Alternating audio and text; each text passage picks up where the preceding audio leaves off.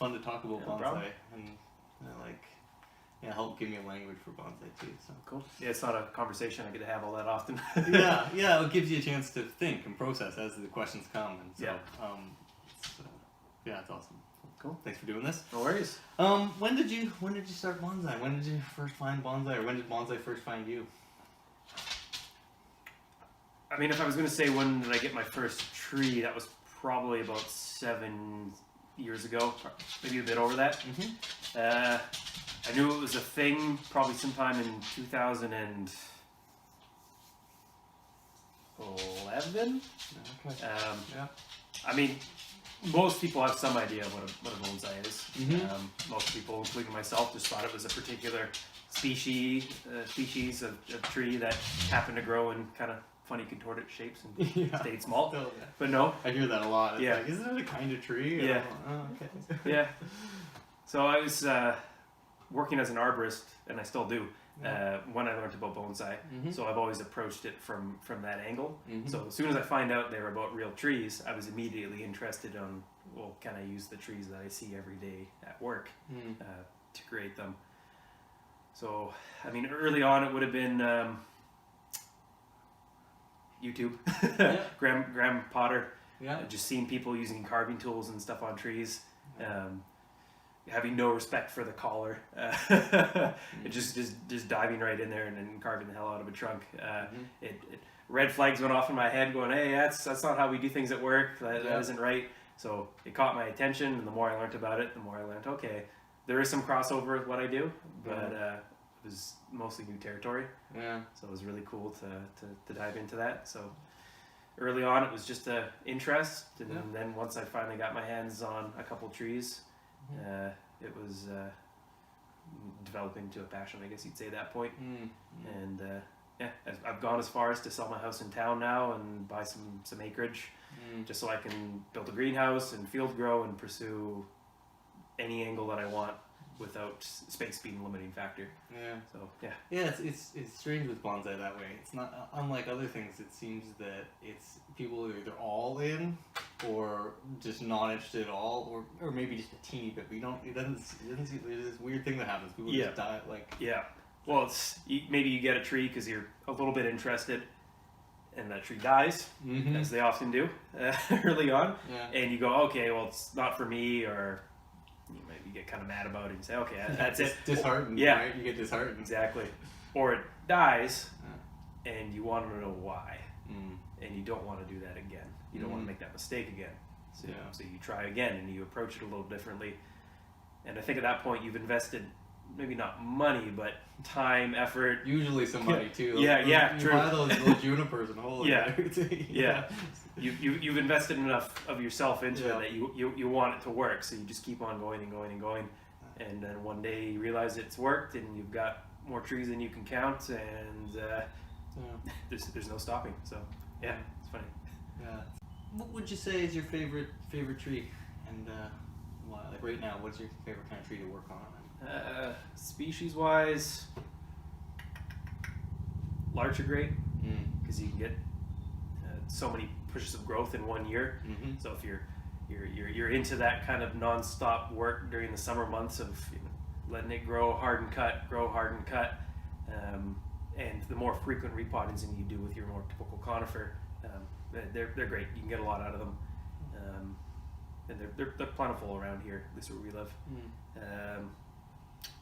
The fact that they lose their needles, so you need to have a needle bearing. It's a deciduous needle bearing tree, right? And you get to appreciate their silhouette in the winter differently than any other tree, because they're styled a little differently than their deciduous, and you don't get to do that with spruces or hemlocks or pines. So they're fun for that reason, I'd say.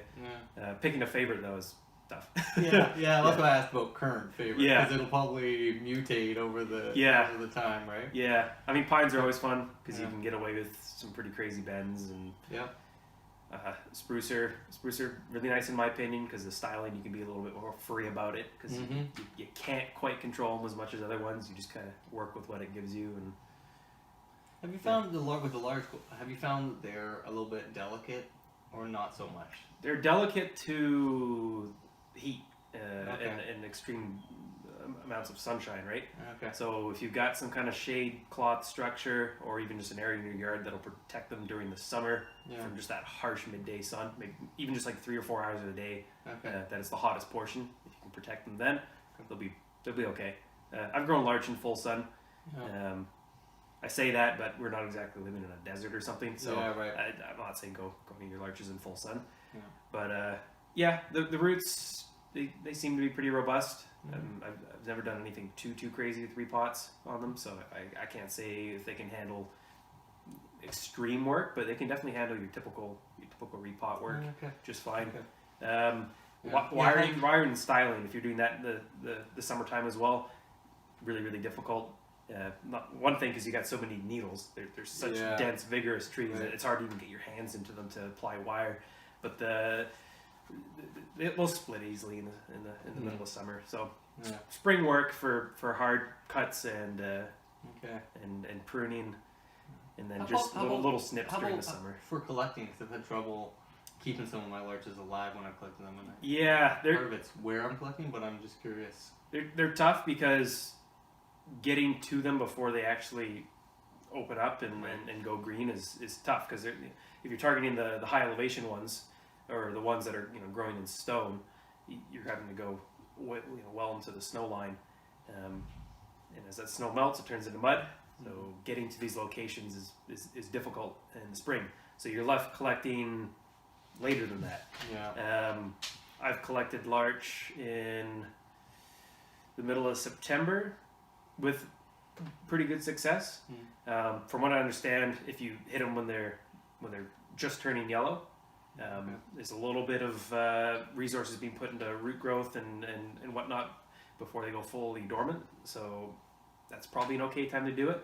But I've always done it when they're green, but completely hardened off and no longer interested in foliar growth for the year. They're just focused on vascular growth and repair and whatnot. So middle of summer or early summer, probably not a good time. The big thing is targeting larch that actually have a root ball that's going to stay intact. Like the western larch here, I've yet to find one that's likely going to survive a collection, because they're just growing out in fields or mixed in with other trees and forests and whatnot. So you can find interesting ones, but ones that are actually going to have a root ball that are stable enough to lift out of the ground and carry home is another story. They're tough. That makes sense. But they're great for field growing. Most of the ones I've worked on, I got from a field grower. They're Japanese larch, and they'll thicken up relatively quick, and you can get nice movement out of them with just hard cutbacks. So I mean, I'm going to start field growing larch in just a few months. So we'll see. Exactly. That's great. Who would you say has influenced your bonsai? Who would you say is who are the influences? Like in terms of other professionals? Professionals. I've always been really drawn to the work that Michael Hagedorn does. I took the time to go visit his garden in Portland area a couple of years ago. His style just seems very, very effortless, I would say. The way he approaches the trees? Or? Just the way they end up looking in the end. Like he'll of course use as much wire as the next guy and use similar techniques as anybody else, but just the final result just feels like the branches were supposed to be placed there. And just the way everything moves and flows together just feels very natural. The hand of man is disguised, I'd say, really well with his work. I'd like to say he's influenced my work, but more so he's just kind of inspired it. Really, it's just been a melting pot of everybody. Everyone's got their own kind of approach and final aesthetic goal in mind. So if you can take what you like out of everybody's and try to build your own out of that. I did go to Japan, and I went to the Kokufu for 1 year, and just to kind of see what that final goal looks like. So I mean, that probably influenced my approach too. I imagine. Because when you think Japanese bonsai, it's easy to assume that it's this rigid, structured thing that there's rules and whatnot, and those all exist. But when you go there and actually look at the trees, most rules are just completely out the window. They don't matter anymore when there were trees are that kind of high caliber and quality.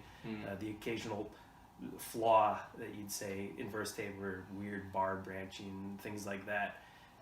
It doesn't matter when the tree is otherwise at such a high level. It can in fact kind of add interest to it, I'd say. So that was a big eye opener, going there and actually seeing these trees. Yeah. Some of them break their own conventions so loudly that it's impressive. Yeah, well, I even think when I first saw your trees, after only doing my own trees, and then previous to that, only looking at YouTube, seeing two-dimensional, pictures of them, and I was like, whoa, okay.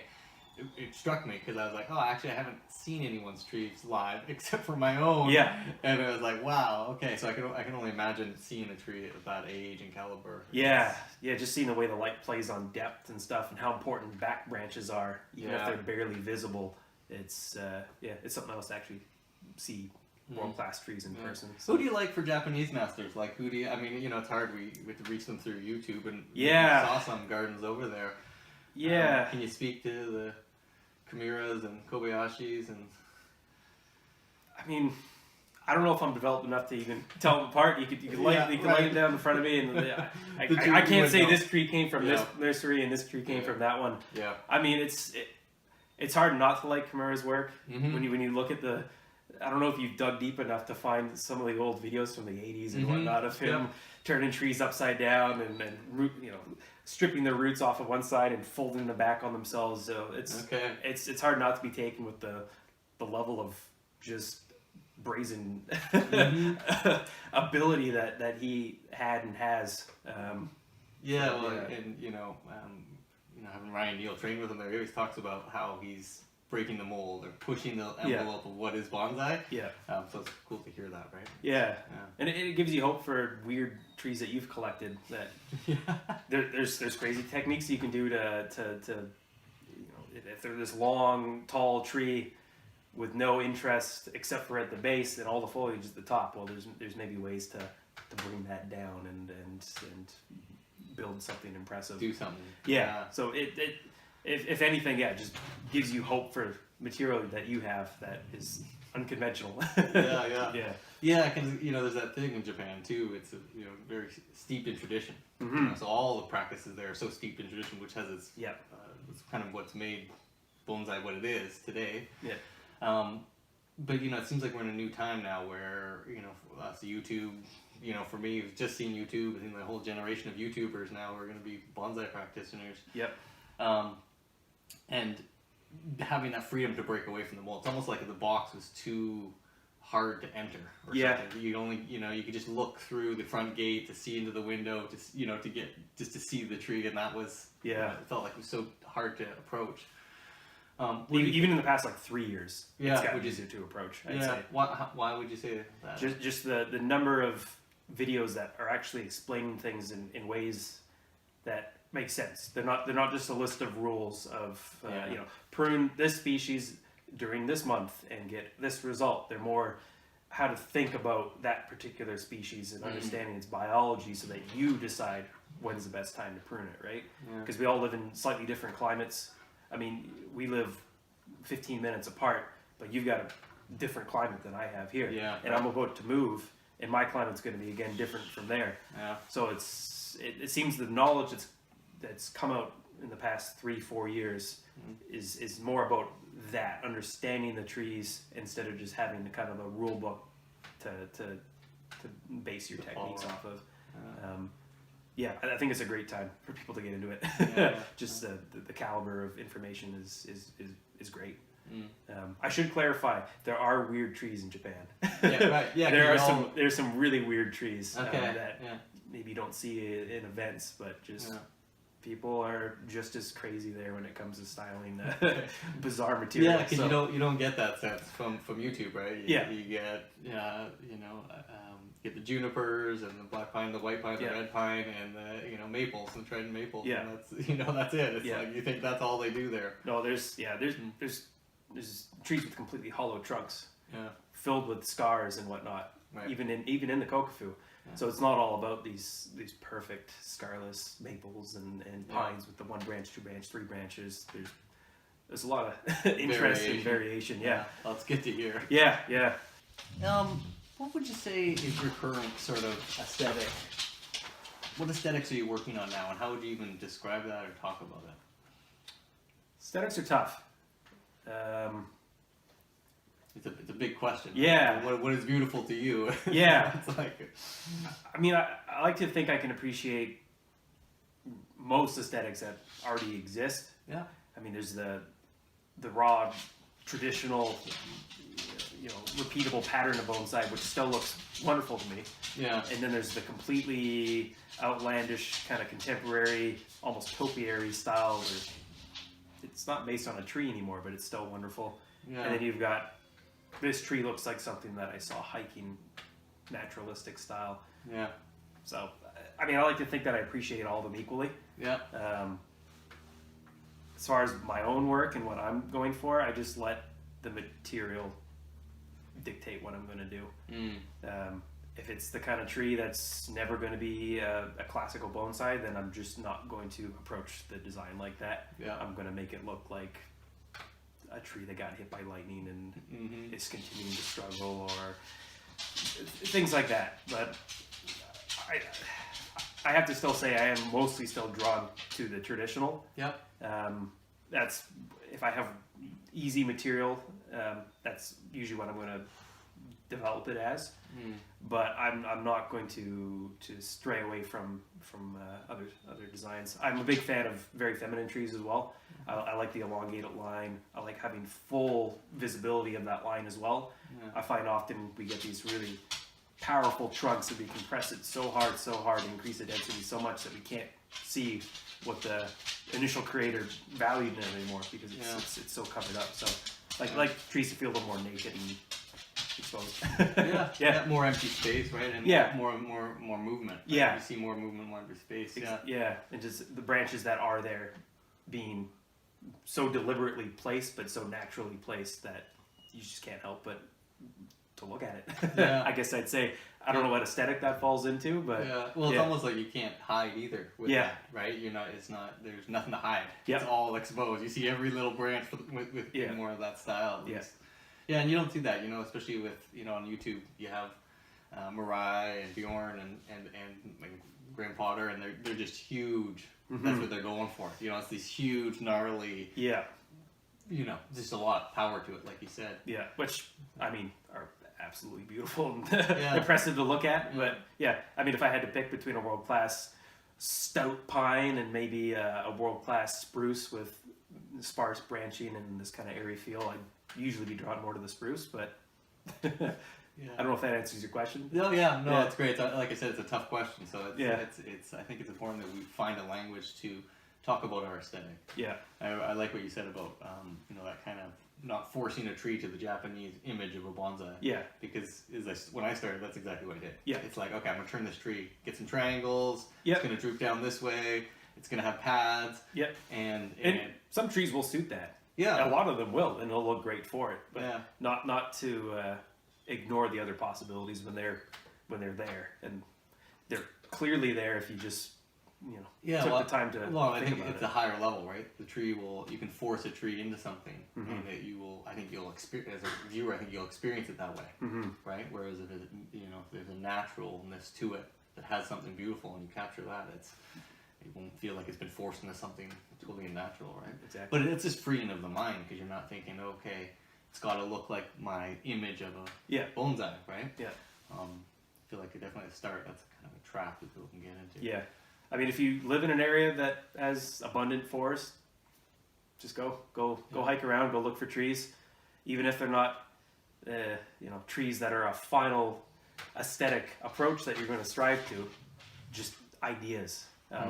I spend a lot of time climbing trees due to my job, so I've got a bit of a different perspective on what it looks like to be inside of it, looking kind of outward from the center, the way the branches move from there, or the way the kind of the shoulder of the branch interacts with the trunk, or how a wide flat apex can differ at the point of origin from the trunk, as opposed to a more rounded apex. So just go look at trees. best piece of advice in terms of building aesthetic, I'd say, is just look at trees, find out what about those trees that you like so much, and duplicate it best you can. Yeah, I think it's great advice, because it's when you look at a tree for the first time, somebody, a tree that's in a bonsai, you don't even know what you're looking at. It's hard to know, why is that so beautiful? What is it? Okay, yeah, it's small. It looks old.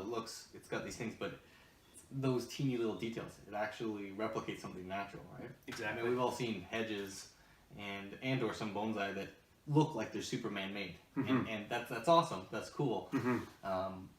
But there seems like there's another level there. Yeah. Right. Yeah, where everything looks obviously man-made, but it still looks like it was supposed to be there, I suppose. Yeah. It's a line that's probably almost impossible to walk. Yeah. And I'm certainly not there yet, but it's something to strive for. Yeah, well, it's I've been trying to figure this out, trying to get a conceptual framework to try to think about trees. And sometimes I think about, okay, you can see the man influence. And then I think, okay, you don't see the man influence. And then you see, you have like an ideal tree, like some image of an ideal tree in like a platonic sense. It's like the perfect tree in some way, and there's nothing that sticks out as off. But you're not necessarily seeing nature, you're not necessarily seeing man. And then I think of sort of, what do you call that? I mean, I think you used the word earlier, fairy tale trees. It's like magic trees. Yeah.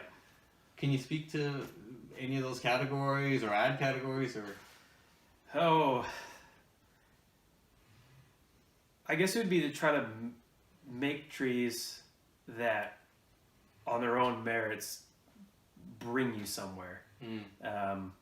They can bring you some kind of place of serenity and calm, or they could bring you almost to a frightening place, or they could bring you to a place where you feel inspired to do something. But just build a tree that draws up some kind of emotion in you, I suppose. And again, that's tough. Yeah. It's tough, especially bonsai, because a lot of it's so nuts and bolts. It's so, you prune this kind of pine this time of year because of this reason, and you can expect these results, and root work looks like this, and blah, blah, blah, blah, blah. So the more kind of broader aesthetic conceptual stuff is tough to reconcile with that very craft kind of approach, but and will you approach trees with I'm going to make this tree scary? I mean, that's a, versus calm. Yeah, I mean, the material usually just kind of speaks for itself. If you're collecting trees with any kind of age, there's already enough there that you just gotta look at it. This tree's obviously a fairy tale kind of frightening looking tree, so that's what you're gonna double down on and to force out. If it's already got hollows in it, make them stand out, make them visible, make them grotesque. But if the tree already has minimal deadwood and this very soft line to it, keep that soft line to it. It'd be hard to turn that into a scary fairy tale forest, right? Exactly. It'd be hard anyway. Yeah, and if it's from a tree that's already 100 years old out of the mountains or something, you can do all these works to frame things, but it's what's there is kind of what's there, so you might as well make the best of it. Well, I think there's a part where you have to see it in the tree, and then be able to pull it out with all the subtle pieces, right? Yeah, it's interesting. I've been trying to dive in and understand the history of bonsai, which I'm still trying to grasp. One of the parts that has stuck out to me is this idea that the early Chan Buddhists would be collecting trees, and then sort of that mix between Buddhism and Taoism. And there's that place where nature has its own essence in some way. So I could imagine that they would gather trees, and it would have an essence to it. And they would be thinking that it would be a deep spiritual essence that we would not be connected to. But it kind of, when I started thinking about that and learned of that a little bit, it sort of changed the way I looked at bonsai, because it made me think of the more magical tree, I guess. Yeah. I mean, we go so deep into trying to style and change the trees, but it's impossible for the tree not to also affect you and affect your own approach. Spend time with them. They'll teach you things. What do you think about this idea too? Like, I think of appending, or I think of in Thailand where they have landscapes, and you get this real sense of miniaturized. Mm-hmm. You know, so you can have the age of the tree or really unique features. But it's as though it's this huge tree in this, you know, they have little figurines they'll put in there. Yep. And then when you look at, say, like the junipers, you know, and you look at some sort of like Ryan Neal's work or Bjorn's work, some of these, it doesn't have as much of that. Like, it's difficult to picture yourself standing underneath them. Yeah, it like you look at the huge juniper with the white bark and Yeah. everything, and you're like, that's not a tree that could ever see as a huge tree. What? Yeah.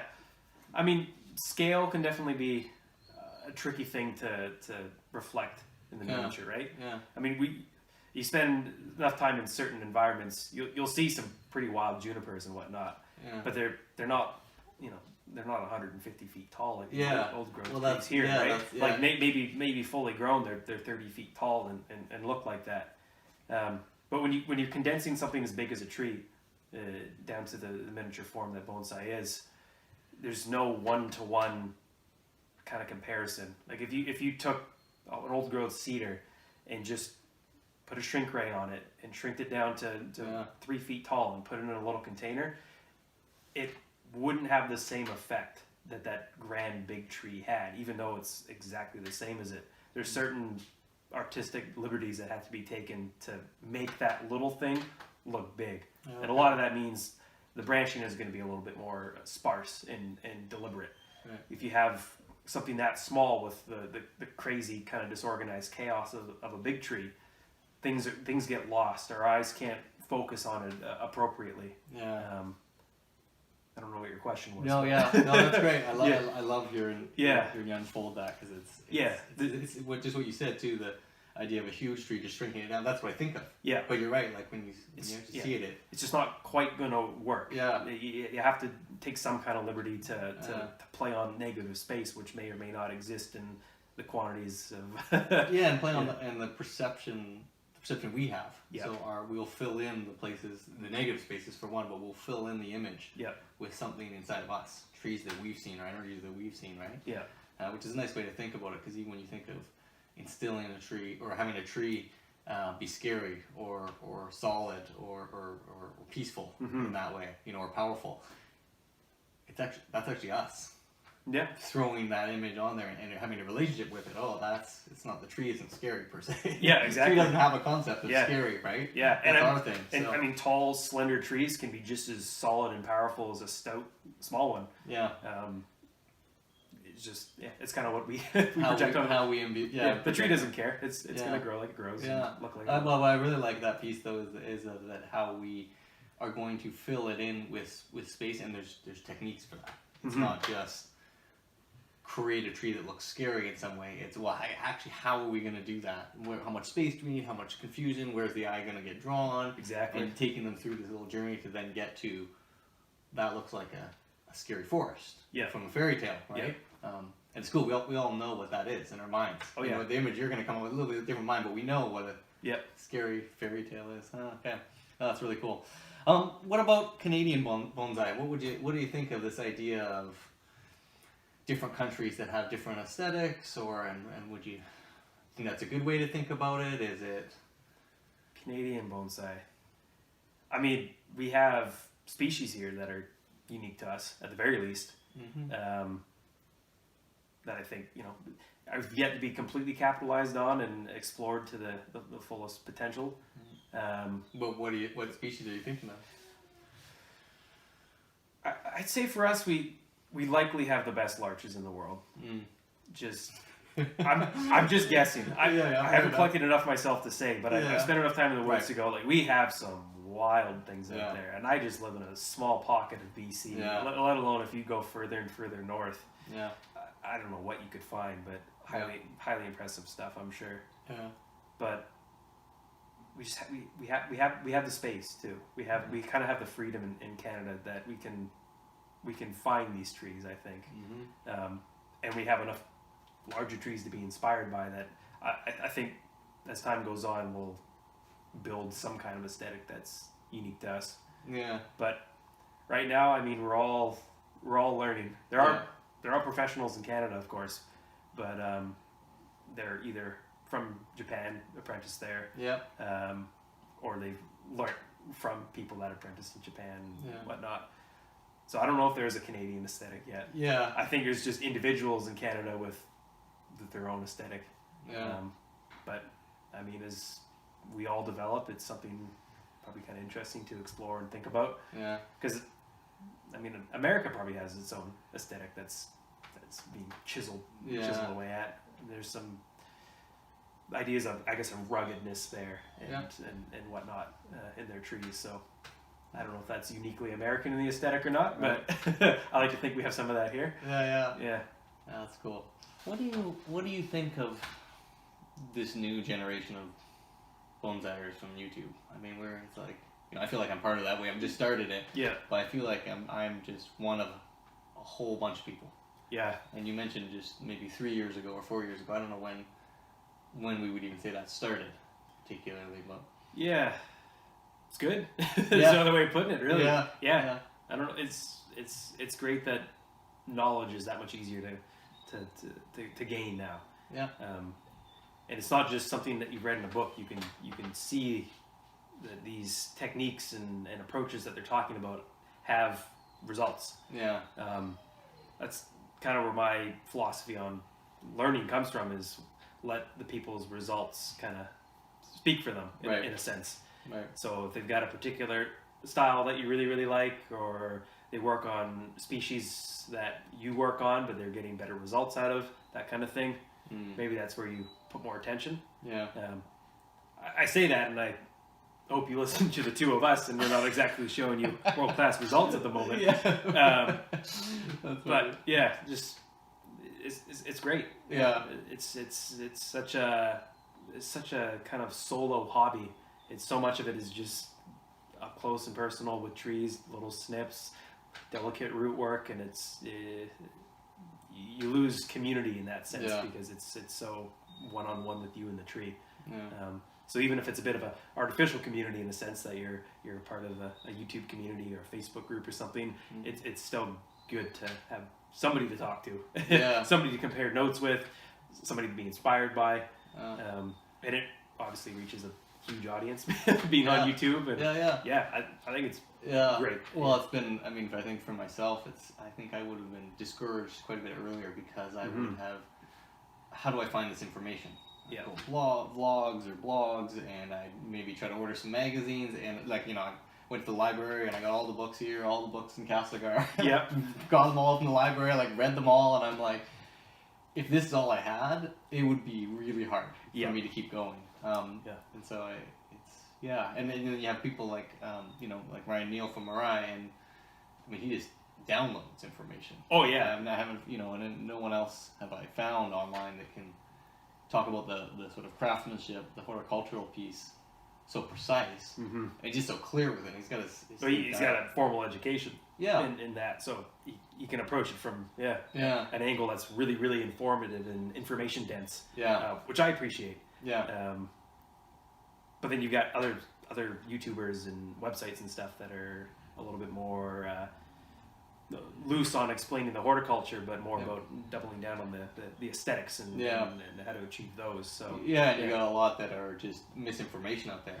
So me up on there, and I'm posting something and talking something about a tree, and it's just it's the wrong tree, or it's the wrong, actually that's the wrong time of year. I shouldn't, And so I mean I guess that's another danger of having so much out there, is that as a new person, it's not like I have a master and I can just go to them and go, okay, how do I do this? Yeah. And then they just tell you, right? So, Yeah, I guess the misinformation thing can be real, but just sort through it. Right? Look at results, I guess. Yeah. You can kind of, if you're trying to learn how to work a 5-needle pine, you can check multiple websites, multiple YouTubers, and find the approach that you think is the most trustworthy and makes the most sense to you. Maybe the one that is being approached at in a climate that is similar to yours.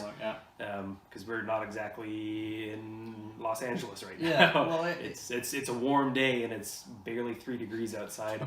It's going to be -5 tonight and then dipping lower and lower and lower after that. So, Well, and there's that piece where it's, I think it's early on in the YouTube world of bonsai masters, and so the masters will rise to the top. then there will be the core crew of however many, and they're already starting to kind of rise up. Yep. Right. You think of. I think we don't all need to be masters on YouTube. Yeah. The hobbyist approach is important because Yeah. that's what it is for most people. Yeah. Most people aren't going to invest tens of thousands of dollars in nursery equipment and greenhouses and in Yamadori or gear to collect Yamadori themselves. Like it's good to have middle ground. Yeah. No, well, and that was it for me too. It was it's like a bass and bonsai. I don't know if you know this one. Anyways, he does a bass fishing thing and he does bonsai on the side, and he just goes at it, and it was that liberation from the, oh yeah, right, I don't have all this expense. I don't have a $1,000 tree to work on. Yeah. It doesn't look like that. Like, yeah. And seeing that lower level of tree work. So, what are you working on now? What skills and concepts? I mean, where's your, how would you gauge where your bonsai is at? At the moment, well, this year has been crazy. It's been a year of preparing my house to sell so that I can get out of the city and live somewhere a little more rural. So right now it's been chaos is the theme, and that's probably been reflected in my trees a little bit, a little bit neglected in terms of styling and whatnot. So the past year, I'd say I've focused almost exclusively on the horticulture. There's a lot of repotting to do in the spring, and then it's been a lot of just keeping the trees alive, healthy, thriving even, just so that they are ready to work coming up. So over the coming year, it's going to be, again, a lot of repotting. Yeah. A lot of initial styling on trees that I collected 2, 3, 4 years ago, which is exciting. And I also get to try my hand at field growing because I'll finally be living somewhere that is hopefully quite permanent. Mm-hmm. So, yeah, I don't know exactly what skill sets those are going to involve. Yeah. For now, it'll be mostly just putting things in the ground, but over the next few years, it's going to be long-term hard prunes to create interest in the trunk line and that kind of thing. It'll also be a big year for collecting. Yeah. It's one thing looking for trees that you want to dig up and finding the permissions and whatnot for them. It's another to actually take the time to haul heavy gear up a cliff to collect something that's 150 pounds that you're intending to bring down. So hopefully this year there'll actually be the time and the willpower to get out to all these trees that I found and marked on a GPS and bringing them down and getting them started. It's exciting time for your bonsai, right? Yeah. It's bigger now. Yeah. It feels like it's going through a little narrow gate to then a huge opening. So lots of like big concepts and ideas. Yeah, tons of things that I've learned about, wanted to try, but just haven't had the time or space and that kind of resources available to me to actually follow through on it. So a big year. How about yourself? Like that's for the future or for right now, what am I working on? Short term future, I suppose. Short term future. Yeah. Similar. I'm lots of collecting coming up for spring, so I'm kind of gearing up towards that. I'm trying to work on overall look of the tree, so it's the outside aesthetic right now. I mean, there's all the small skills. Yeah. But just like building to that initial silhouette. Getting the silhouette concept of what do I want this tree to even look like, and how do I get this to this, and why am I choosing to get this to this? It starts just wiring, and I'm just wiring for wiring's sake, it seems like, and I'm twisting branches and twisting them back, and then it's like, okay, I've just tortured this tree, and why am I doing that? These concepts are just starting to kind of form. So, and I had started watching, started last February was when I first kind of got into it. So, by the time spring came around, it was just the start. And then all of a sudden summer's there, and a lot of what I can do is done. Because I've either gotten my nursery stock early at that point, and I've done what I'm going to do, repot it, or I'm going to try to style it at that point a little bit. And of course, when I'm at the start, I'm just not choosing the best time of year. Just, and then I've collected a bunch, and so those just need to survive. So, another thing I'm working on is the bonsai pots. So I've been doing the cement stuff. I've got those new designs I'm kind of working on. So I would say those two pieces are what I'm working on. And I kind of feel like I've ran through the 500 hours of YouTube that you could run through. And it's like now I try to find these really obscure ones. Some of the older videos, like you were saying, I'm like, oh wow, that's super cool. That was back in the 80s. That's what they did. And I'm loving those. So, that's kind of where I'm at with it. Cool. If you could, if you could whisper into your ear from when you were just starting, like if you could whisper into your younger self, what would you tell yourself? Tough. That's a tough one. Yeah. Yeah. Maybe one kind of lesson. Trees don't need to be that dry. Yeah. Most of what I had been growing up until that point were jades, and you really got to let those dry out. Yeah. So I unnecessarily stressed a lot of my early trees, whether they be collected or nursery finds, by just underwatering. Yeah. Usually hear from people getting into it or amateurs that they overwater, that they love their trees to death, and they just water. I was the opposite. I was just not negligent about it. I was always watching, but very, very light on actually giving them a thorough soaking. I whispered to Ken, water. Yeah. just do it. They don't need to be that If it's dry, Yeah. water. Yeah. That's cool. Yeah. Another lesson too. Nursery containers, they're tall. And it sounds ridiculous, and I still don't necessarily understand the processes that cause it. But the taller the container, the faster water will be drawn through it. So I've unnecessarily dried out and killed a couple trees by putting them to a deep nursery container, thinking, okay, it's going to hold more water, I'll have to water less. But I filled it with a coarse draining substrate, big gravity column. It'll just rip the water through, and I'll have to re-water really frequently. So a very specific thing. If you're using nursery containers, either monitor very, very closely, or don't use a completely inorganic substrate and add some kind of traditional nursery mixed soil in there or something. Keep the moisture in that. Yeah, because it just, it dries out so quick in those things. Anything you want to add? Any pieces you want to add at this point? Expect more, I suppose, from us. I'd say. Expect more. You mean expect more from us to more YouTube? You mean? Or yeah, more content. More content. I feel like we both have a lot that we want to just share and us being from where we are. A bit of a bonsai dead zone, I'd say. Yeah. Being in BC, there's some great professionals and some great collectors and whatnot, but we're way off in a corner, distant from everywhere else. So it's probably a bit of a unique place to be coming from and to be working on trees that are unique to us. Yeah. So don't be afraid to change your mind. I guess is the thing. Don't poo-poo a particular species or style or technique. If you tried it once and it didn't work for you, that could discourage you completely from ever approaching it from that again. But don't close your mind to what could be. Early on, since we have quite a number of pines here, and I already own a couple, I did research on pines, and it is so daunting. Because you've got the way to approach a black pine, and the way to approach a ponderosa pine, and a 5-needle single flush, and a short needle 2-needle pine. So early on, I was like, I'm just not going to bother with pines. Because it's just, there's so much crisscrossing information, and everyone's saying different things. But now pines are one of my favorite species, not just to work on, but to look at. So don't be afraid to make changes, either big or small, to your approach and what you like. Yeah, and here, don't marry yourself to a tree, right? And then you can't go out and be with other trees, I guess would be the way, right? But exactly. And also don't totally give up on a tree, right? It's that other side of, I don't like those. Yeah. And don't give up on approaches. Like if I was growing something in a nursery container and it died instantly, I could say, well, nursery containers are useless. They kill my trees. Yeah. But it was me. It was me that killed the tree. So there's still an application for nursery containers. Or I could have taken the opposite approach or lesson there. I could have put this coarse substrate into a nursery container, had my tree die, and said, I'm never using this substrate again. It killed my tree.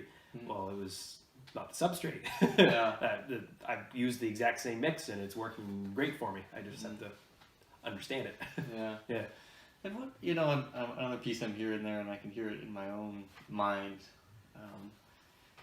It's almost like as we get, say as we gain more knowledge, we get more critical. Mm-hmm. Easy for that critical mind to just be the first thing. Oh, I don't like that about the tree. Mm-hmm. Oh, I don't like that style. It's like, how do you think you stay like, how do you nurture the positive and Every tree, start with something you like about it, I guess. Mm. With styling, it's often about framing the good parts and hiding the bad parts. So it'd be easy to fall into that mindset where you're focused on the flaws because you want to hide them. Yeah. But just focus on what you like. Yeah. Focus on what about the tree is actually important to you Yeah. and kind of unique and special to that tree. I've got tons of trees I've dug, glaring flaws, inverse taper, really weird branching, sparse branching that mostly only exists at the top. And it'd be easy to get discouraged finding most of these trees when you're out collecting, not bothering collecting them. But when you take them home and you have them in a container and you get them to come to full strength and vigor by 2 or 3 years of sound watering and fertilizing, you're left with a tree that sure it has a flaw, but now you've spent enough time with it that you notice all these great things about it. You've noticed, well, this bark is actually incredible, and there's all this subtlety to it. There's color variation inside of that bark. Foliar colors change when they get more healthy and whatnot. So maybe the hue of the green is now really, really important to you, or maybe you repotted it after you've collected it, and it's had that kind of time to recover, and you unearth this really, really interesting set of roots. So if you can find one thing about a tree that you like, you can probably at least make a decent tree out of it. Yeah, well, it's good advice. I can think of some of the trees I have that even when I get near them, I don't like them. Yeah. Like, it's like I've created that with the tree. Yeah. It's a bad relationship with the tree, right? It's like, and I'm wanting to not do that to other trees. I was like, but if falling out of love with the tree, maybe it's time to work on it. Yeah. If it's getting overgrown and you can't find what it was that you liked about that tree anymore, do some work. Yeah. How would you how would you say bonsai? Let me rephrase that.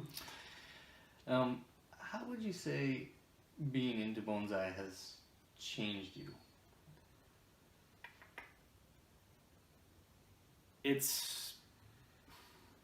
I think for most people, it's going to make them say that they've been more aware of nature and their kind of their surroundings. Obviously, the trees around them. Yeah. But with my background for work, I already had that. Yeah. It's made it stronger. Yeah. I'd say.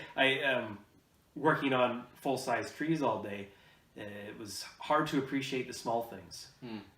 Like I never noticed how a Douglas fir developed its buds until it mattered, because you're never pruning a full-size Douglas fir down to the elongating tips, folding them up and looking for those little bud sites you can cut to. So it's made me appreciate the smaller things on trees, I guess. So patience, I guess you'd say. Peace. I mean, even when things are absolutely crazy, you still have to walk into your garden and turn on the hose and spend those 30 seconds, however long it takes, a tree. You can't rush it. You can't speed up the rate of that water penetrating the soil and going through. So just, I don't know if that's a lesson or not, but calm. They've also, hiking too. I've learned a lot about mountaineering. just through my love of trees and looking for them, whether or not I'm looking for them to collect, but just going out into those extreme environments. It's got me outside that much more. How about yourself? Oh, geez, where do I even start on that? Yeah, well, I think probably like you'd say, like what most people would say. It's that I didn't have that same relationship with trees. So pines were pines. They were all pines.